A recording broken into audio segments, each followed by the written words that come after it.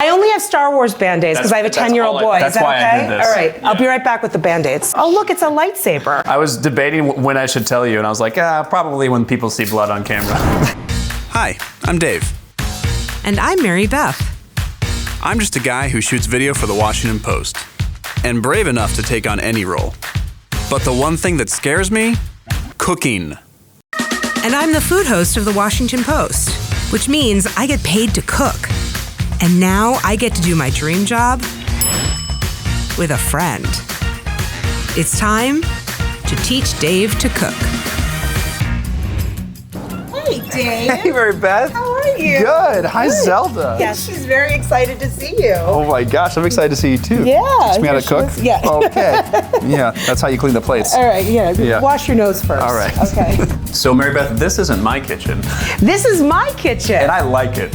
I like it too. I love your kitchen though. I do too, but unfortunately, you can't stick 3 cameramen inside of that kitchen. Wait, there are cameras here? Thanks for having me here, by the way. Dave, thanks for coming. We're going to make a salad, as we talked about. Let's start with the croutons. Croutons. Okay, so the first thing I've done is heated the oven to about 300 degrees, maybe 250, 300, really low, because you don't want the croutons to toast too much. You just want, you just want a nice golden crouton, right? Sure. The thing to remember about this bread is that it's stale.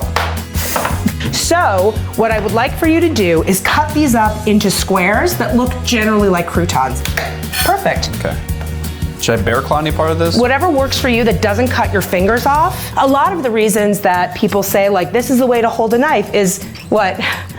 I cut my thumb. Oh my God! Oh no, it's okay. Ow. No, you're fine. The things that people remember when they come over to your house are the things that you made yourself. So if you just serve a salad and you say, oh, I made the croutons, even if you don't make the dressing, even if you buy the pre-cut salad greens, you made your own croutons. That's cooking. Now, put them on this baking sheet. So do these look like the kinds of croutons that you would put in your mouth? Absolutely. Like the size? I feel like if I wasn't clear, I love croutons. We had like an extra box in the back of my kitchen, like my parents. Yeah. I would just eat the box of croutons. Can I just tell you, I do that too? Yeah, they're delicious. This is like embarrassing eating behavior. That's the thing is, like, if I had to guess, I would say like at least like 40% of the population has like at one point eaten out of a box of croutons. Croutons are a delicious snack. So good. Let's make some that Okay. are snack worthy. Yes. Put the oil on first so that the cheese, when we put the cheese on, has something to adhere to. So you might feel like you're putting too much oil on these. But I'm not. You're not. You just don't want them to be soggy. Okay, so here's some Parmesan cheese. Why don't you take some of that and toss it on top? Oh, baby, no. There you go. Yeah, Of course. Now mix it up with your hands. Okay. There you go. Nice. Oh, that also feels, that's very satisfying. Okay, so Dave, you want to put some salt and pepper on here? Sure. Great, so just put them in the oven. Okay. All right, and we'll keep an eye on them. Got 2 eyes on you, buddy. Okay, so let's make a salad. This is called Belgian Endive. Okay. Or some people call it Endive. You could have made that up. I would have no way of knowing. This is called Torpedo lettuce. This is radicchio. That's ridiculous. You can buy regular green kale, of course. This is red kale, or you can buy dinosaur kale. Okay, so what we do is we take the sharp tip of the knife and cut out the rib. Last time I saw so many ribs removed, I was in Hollywood. Slice all of the leafy things into bite-sized pieces and put them in a serving bowl.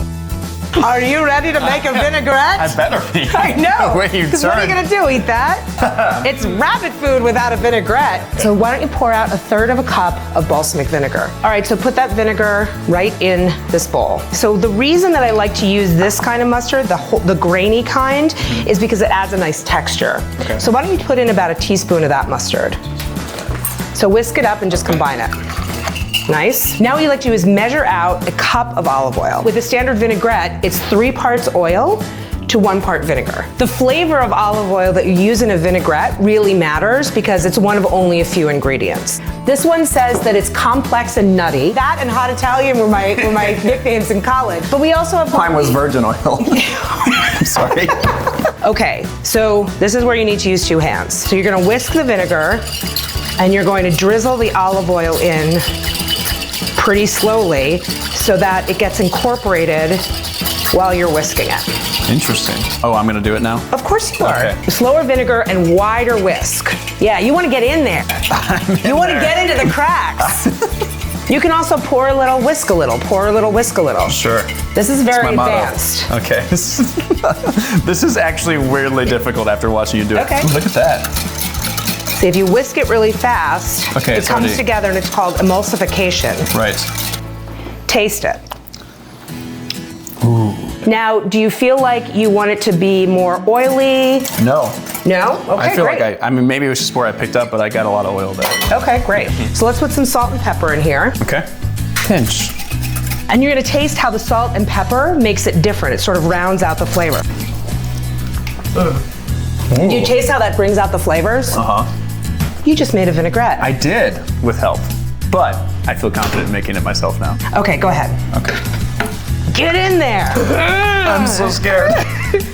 Hey, Dave, Hey, Mary Beth. you wanna add your croutons? Oh my God, I forgot it. I genuinely forgot about the croutons. This is the best. Okay. Let's see what we got here. Look at Dave. that. Look at that. Oh my God. Here, let me try it. Oh my God, yeah. So you definitely want to put these in at the last minute right before you serve it. I'm gonna do like most of them, but not all of them. Now, do you like cheese in your salad? I do. If you take a paring knife, you can shave off little bits of Parmesan.